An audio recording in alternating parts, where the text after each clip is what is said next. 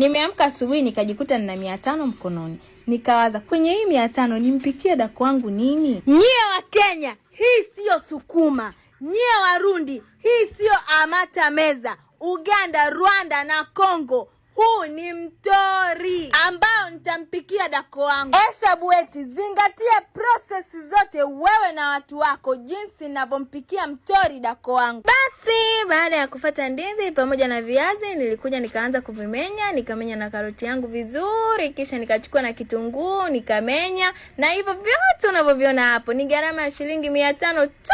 Nikachukua taka zangu na nikaenda kutupa. Tayari nimeosha vizuri kwa ajili ya kubandika jikoni. The shoes. Haya, nikawasha gesi kwa ajili ya kubandika mtori wa dako wangu. Tia water, tia kitunguu, sugua karoti kama unavyoiona, tia wese la jana la kuku wa KFC. Eshabweti, hakuna mwisho kwenye kujifunza, ndio maana kuna memkwa, na ukimwangalia dako wangu anaweza kula chakula ambacho sijampikia. Nyie vibinti vya Kenya, mtori ndio huo. Nyie vibinti vya Burundi, mtori ndio huo. Dako wangu ataenjoy. Njoeni mjifunze mkiwa Uganda, Rwanda, Kongo. Muungane na Eshabweti mjifunze jinsi ya kumpikia mtori dako wangu. Vibinti vya Kenya na Burundi, napenda sana kutukana. Nitakufundisha jinsi ya kumpikia dako wangu hata kama ni kwa vita. Mtori umeiva wao.